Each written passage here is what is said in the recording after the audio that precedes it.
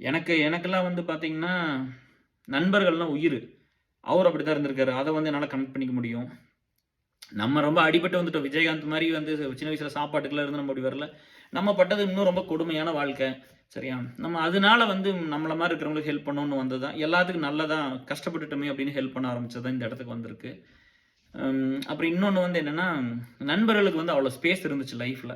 இது வேணான்னு சொன்னா, அது லவ்வரா இருந்தா கூட நம்ம விட்டுட்டு தான் வந்திருக்கிறோம். இது வேண்டாம் நம்ம வந்து லவ் பண்ணா கூட வந்து இது ஒத்து வராது, நம்மளுக்கு செட் ஆகாது, இது விட்டுருங்கன்னு சொன்னா, என் நண்பர்களுக்கு அதெல்லாம் இருந்துச்சு. உமாவதி கேளுங்க, பிரசன்னாவ கேளுங்க, கார்த்திக் கேளுங்க, ராமகிருஷ்ணன கேளுங்க.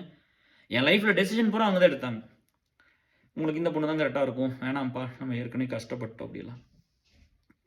அந்த மாரி ஸோ அவர பத்தி என்ன சொல்றது?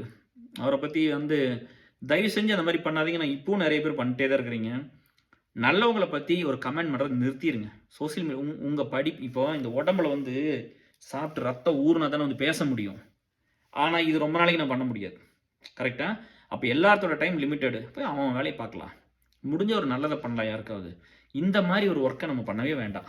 ஒருத்தர அழிக்கிற வேலைய, அழிச்சு ஒழிக்கிற வேலைய நம்ம பண்ணவே கூடாது.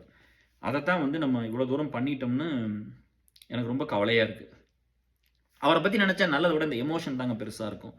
இப்படி பண்ணிட்டீங்களே, இப்படி பண்ணிட்டீங்களே, இப்படி பண்ணிட்டீங்க. எத்தன பேர் ட்ரோல் பண்ணீங்க?